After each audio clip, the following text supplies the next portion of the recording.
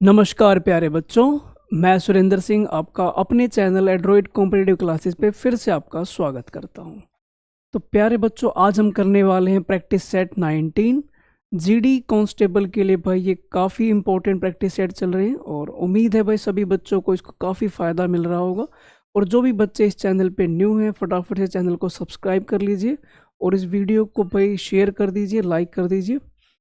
तो चलिए आज शुरू करते हैं। क्या कुछ क्वेश्चन है हमारे पास। तो बच्चों ये है आज का पहला क्वेश्चन, कंपाउंड इंटरेस्ट का।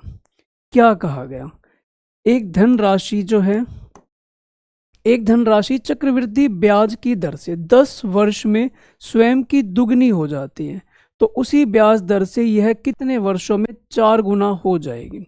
ये आपको पता लगाना है, ठीक है भाई। तो चलिए शुरू करते हैं। अब इसने कहा कि 10 वर्षों में दुगनी। अगर आज आप 1 रुपये लगाते हैं तो भाई आपको ये पैसा डबल करने में 10 वर्ष का वक्त लगता है। इन्होंने कहा कि कितने वर्षों में 4 गुना हो जाएगी। यानी कि अगर मान लीजिए आप 10 वर्ष में डबल कर रहे हैं, अगर 10 वर्ष में और इंतजार कर लूं तो ये पैसा कितना हो जाएगा, 2 से अगेन डबल हो जाएगा, यानी कि 4 हो जाएगा। तो आप देख पा रहे हो ये पैसा 4 गुना होने में कितना वक्त लगा। तो 10 ये और 10 ये, कुल मिला के आप ये कह सकते हैं भाई 20 वर्षों का वक्त लग जाएगा। बहुत सिंपल सा सवाल था। सीआई की एक खास बात है, अगर किसी वक्त में ये पैसा डबल हो रहा है, उतने टाइम के लिए अगर मैं इसे रहने दूं तो ये अगेन डबल हो जाएगा, या 3 गुना हो रहा है तो ये फिर से 3 गुना हो जाएगा। तो ये इसकी एक खास बात है। उम्मीद है समझ आ गया होगा। अगले सवाल की ओर चलते हैं।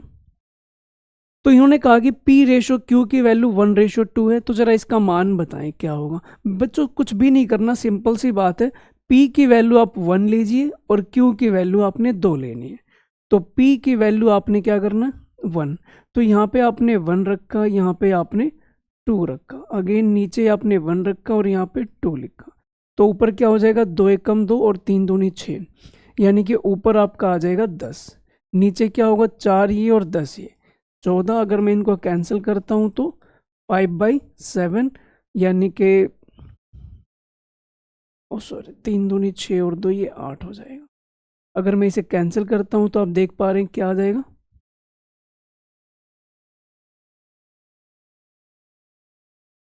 8/14, यानी कि 4/7। तो इसका ऑप्शन नंबर सी आपका यहाँ पे करेक्ट हो जाएगा। ठीक है, बहुत ही सिंपल सा क्वेश्चन था। पी का मान आपने रखना था, देन क्यू का मान रखना था और सिंप्लीफाई करना था। कुछ भी इसमें खास नहीं था।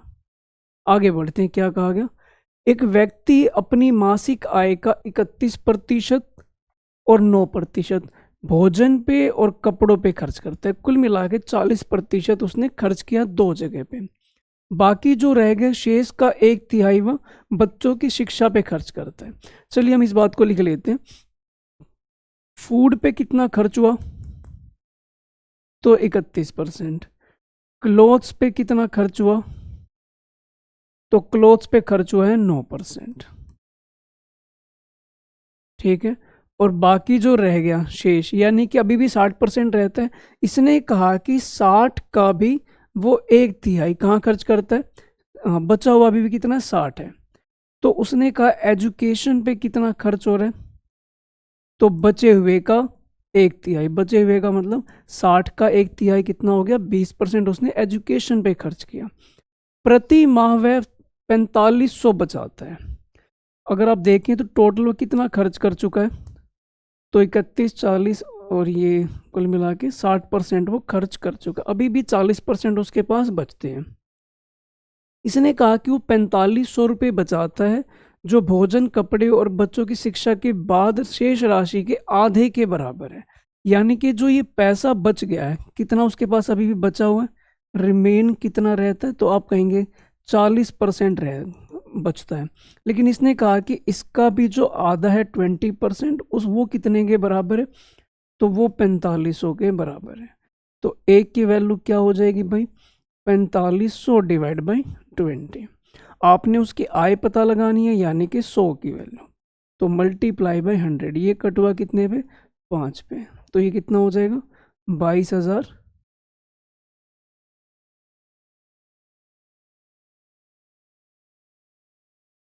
ये हो जाएगा 22,500।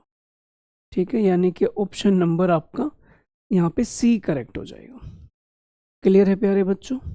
ओके जी, आगे बढ़ते हैं। क्या कहा गया आगे? इसने कहा कि कुर्सी का जो अंकित मूल्य था वो 5,000 है, दुकानदार इसे 20% की छूट पर दे रहा था, लेकिन भाई आगे सौदेबाजी करने पर वह क्रमागत छूट देने पर सहमत हुआ। अंत में उसने कुर्सी को 3600 में बेचा। दूसरी छूट कितनी रही होगी ये पता लगाना है।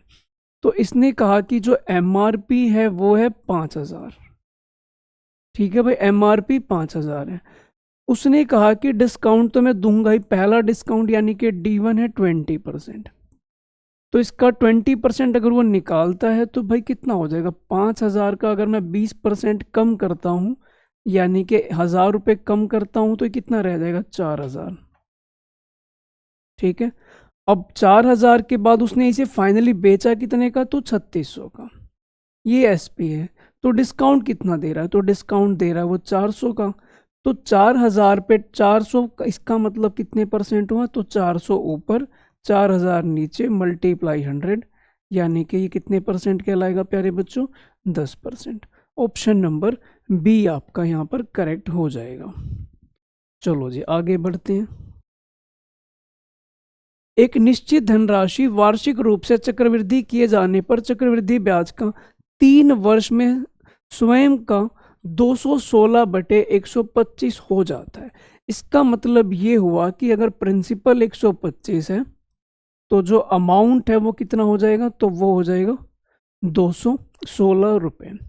ये बात समझ में आती है? तो ब्याज की दर क्या है?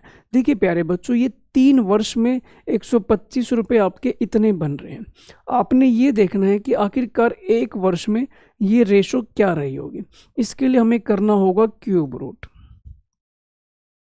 तो मैंने दोनों तरफ क्यूब रूट कर दिया, ये हो जाएगा 5 और इसका हो जाएगा 6, यानी कि 1 वर्ष में 5 रुपये से कितना हो रहा है? 6 रुपये। तो ब्याज कितना मिल रहा है? 1 का। प्रिंसिपल कितना है आपका? 5। तो 1/5 कितना हो जाएगा?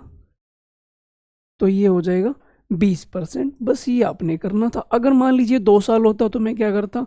तो मैं इस पे रूट कर देता। रूट करने के बाद फिर रेशो निकालता। 3 वर्ष है तो मैंने क्या कर दिया? क्यूब रूट कर दिया। इतनी बात क्लियर है प्यारे बच्चों अच्छे से? चलिए आगे बढ़ते हैं। एक महिला क्रय मूल्य पर 20% लाभ पर चीनी बेचने का दावा करती है। एक महिला क्रय मूल्य पर 20% चीनी का दावा करती है, यानी कि अगर मान लीजिए मैं यहाँ पे रेशो बनाता हूँ, एक तरफ SCP एक तरफ SP। 20% का मतलब हुआ 1/5, यानी कि 5 रुपए की चीज थी उसे उसने बेचा 6 रुपए में। इतनी बात समझ में आई? वास्तविक माप से 30% कम वजन उपयोग करते हैं। इसका मतलब ये हुआ कि अगर 1,000 ग्राम उसे देना था, उसकी जगह उसने कितने दिए होंगे? तो 700 ग्राम। यानी कि अपनी जेब से तो उसने 700 ग्राम ही दिए, लेकिन सामने वाले से उसने 1,000 ग्राम के पैसे लिए। आप ये मान लीजिए 30% का मतलब ये है, अगर मैं ग्राम में बात करूँ किलो में, तो 700 ग्राम के तो उसने अपनी चीज़ दी और 1,000 ग्राम के उसने पैसे लिए। तो मैं इसको रेशो में भी कन्वर्ट कर लेता हूँ।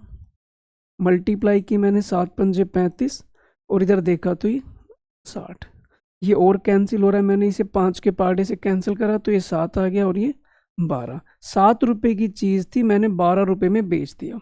इसका मतलब है 5 का फायदा इतने पे? 7 पे। मल्टीप्लाई 100। अब ये आपने सोल्व करना है। अब देखें तो 500/7 इतने पे जाएगा? 7 सत्ते 49। 7 से किसी की शुरुआत हो रही है तो प्यारे बच्चों सिर्फ B ऑप्शन है जिसकी शुरुआत हो रही है 7 से। तो बस मुझे आगे सोल्व करने की कोई आवश्यकता थोड़ी ना है। B ऑप्शन आपका यहाँ पे करेक्ट हो जाएगा। कोई मुश्किल काम नहीं है।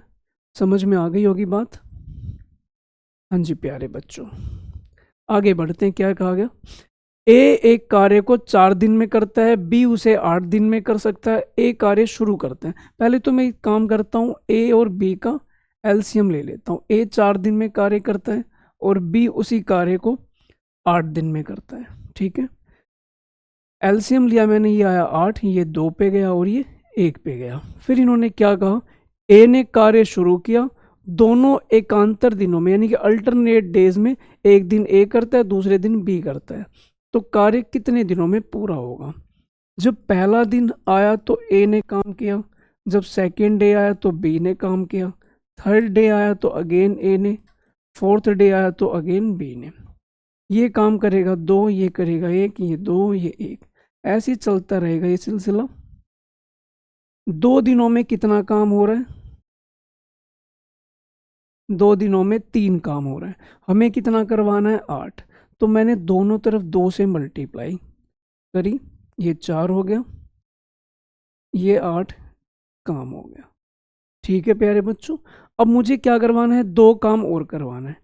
अब 2 काम कौन करेगा, तो 2 काम करने के लिए 4 दिन हो चुके हैं, 5वां दिन जब होगा तो अगेन ए आएगा, ए आएगा और ये 2 काम करेगा और उसे 1 दिन का वक्त और लगेगा यानी कि यहाँ पे सॉरी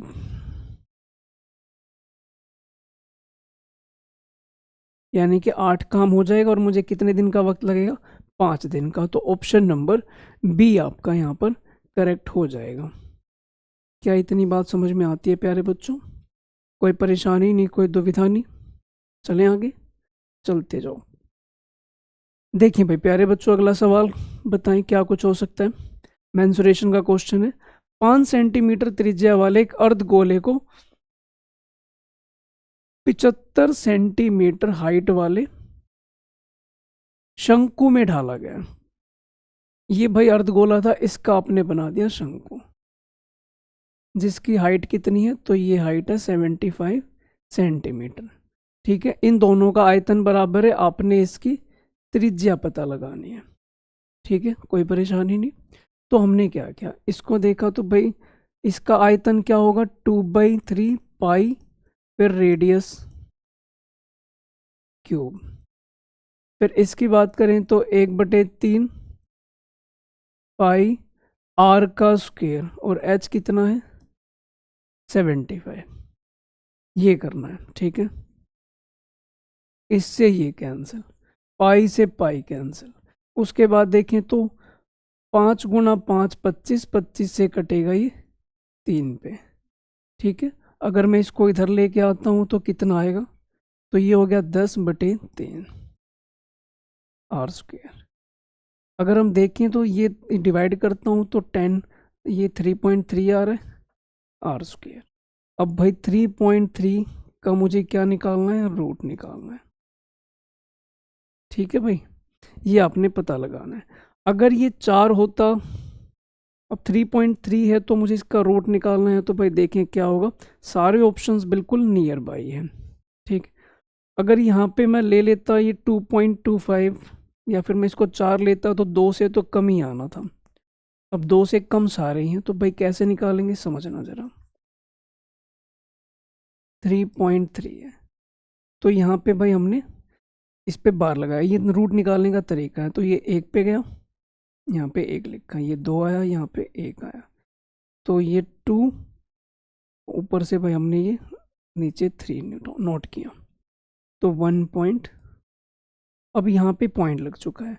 अब देखें ज़रा ये 230 भाई कितने पे आ रहा है, 4 पे लेके जाता हूँ या फिर मैं इसे 9 पे लेके जाता हूँ या 8 पे, 8 पे लेके जाता हूँ तो कितने पे जा रहा है ये, 8 अट्ठे 64, 8 दूनी 16 और 6 22, यानी कि अब यहाँ पे समथिंग कुछ ना कुछ तो बच रहा है। तो यानी कि नियर बाई अगर हम बात करें अप्रोक्सीमेशन, इसका जो रूट आ रहा है वो कितना आ रहा है 1.8, यानी कि ऑप्शन नंबर ए आपका यहाँ पे करेक्ट हो जाएगा।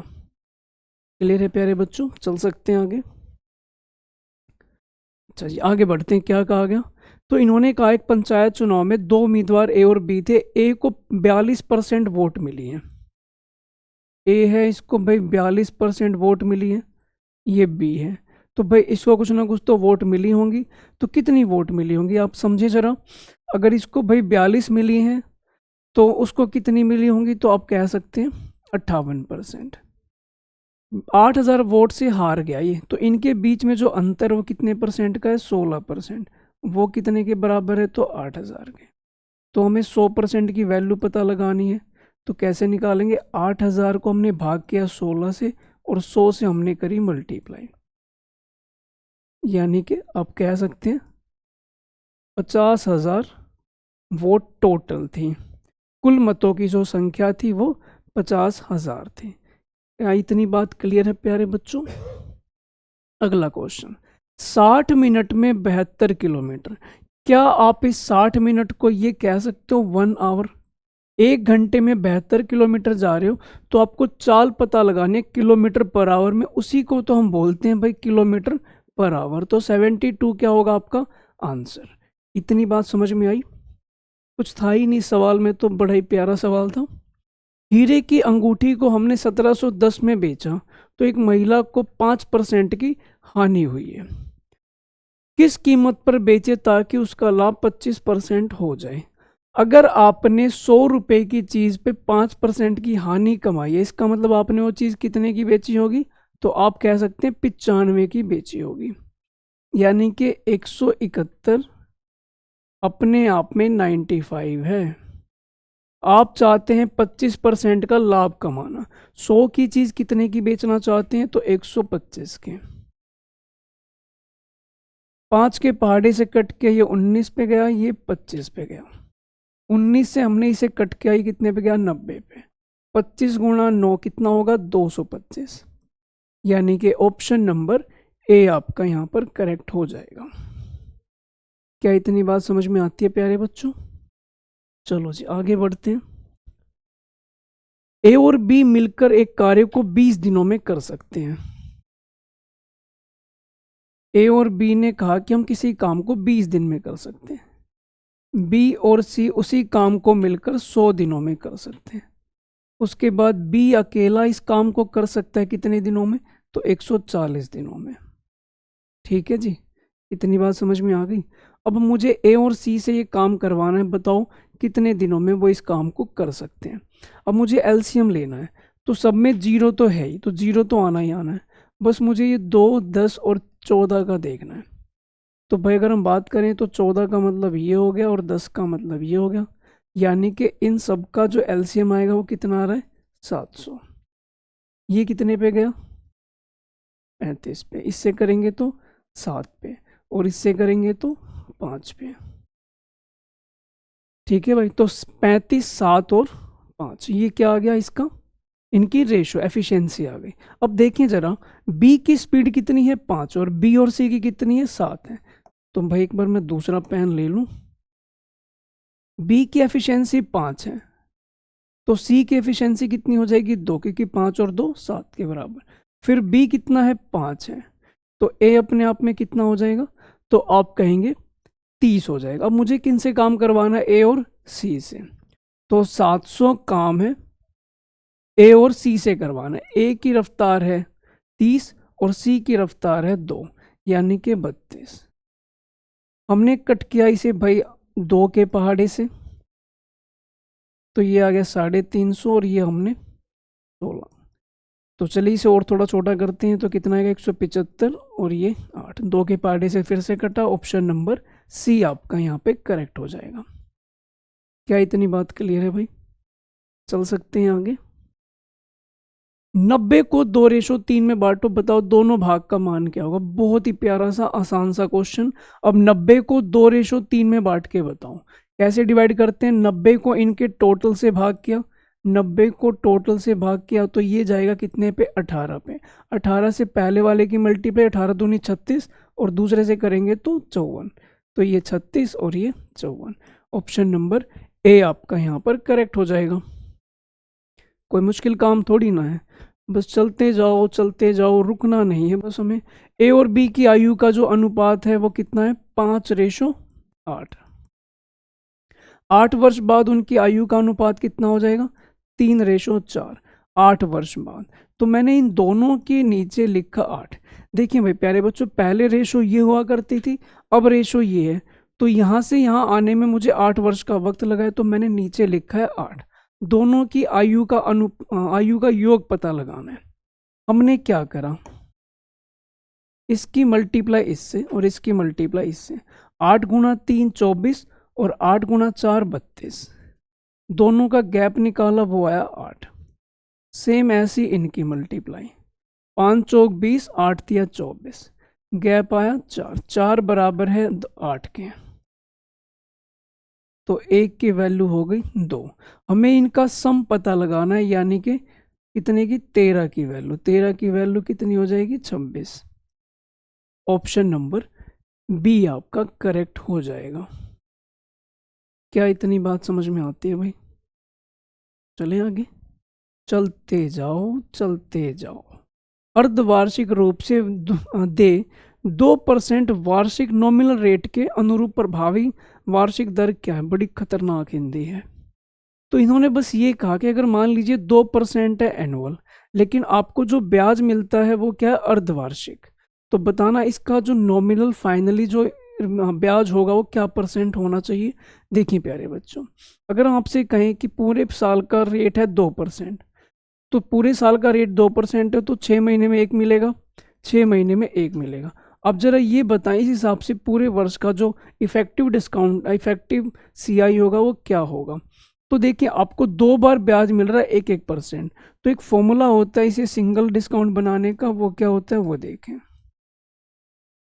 ये हो गया 1 जमा 1 और 1 गुणा 1/100, यानी कि 2.01। ऑप्शन नंबर सी आपका यहाँ पे करेक्ट होगा। काफ़ी छोटा सा और प्यारा सा इंपॉर्टेंट क्वेश्चन है, अक्सर गलतियां हो जाती हैं इसमें, तो इसे आप ध्यान से समझ लें क्या कुछ करना चाहिए था। क्लियर है भाई? किसी संख्या को 42 से भाग देने पर हमें भागफल के रूप में 120, शेषफल के रूप में 0 प्राप्त होता है। उसी संख्या को 41 से भाग देने पर क्या बचेगा? देखें दोस्तों, संख्या निकालने का तरीका क्या होता है, भाज्य मल्टीप्लाई भागफल और प्लस शेषफल। तो भाज्य कितना है हमारा 42, भागफल कितना है 120, शेषफल कितना है 0। तो हम कह सकते हैं कि वो जो संख्या रही होगी वो क्या रही होगी, 42 मल्टीप्लाई 120, ये वो संख्या रही होगी। हमें क्या करना है, 41 से भाग देना है। तो चलिए हम इसे डिवाइड करते हैं 41 से। अगर मैं 41 से इस वाले हिस्से को, मैं 1 मिनट कलर चेंज कर लूं, अगर मैं इसे 41 से भाग करता हूं तो शेषफल आएगा 1, बीच में मल्टीप्लाई है तो हमने लगा दिया मल्टीप्लाई का निशान। 41 से अगर मैं इसको भाग करता हूं तो देखिए भाई, वैसे तो टेबल में आता नहीं, लेकिन आप इसे समझना जरा, मैं आपको कुछ समझाना चाहता हूं। यहाँ पे मैंने इसे 3 पे डिवाइड कर दिया, तो ये कितना हो जाएगा 123।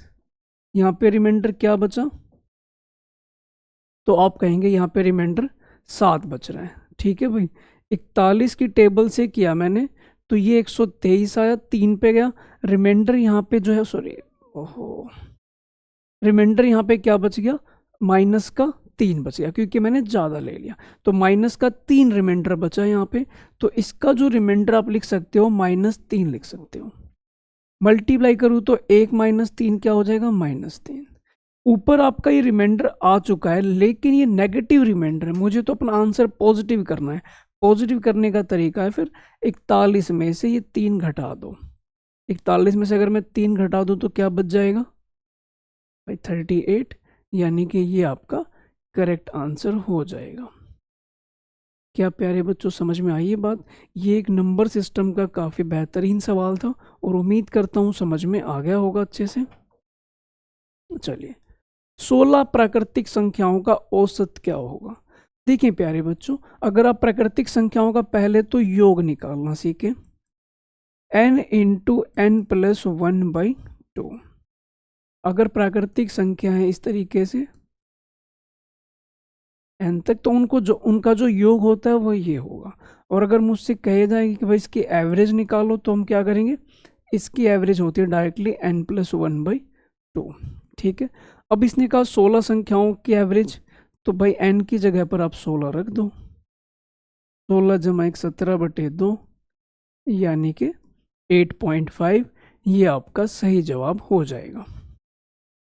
कोई मुश्किल तो नहीं लग रहा, समझ आ रही है बातें? पक्का पक्का, कोई तो झूठ तो नहीं बोल रहा कोई बच्चा?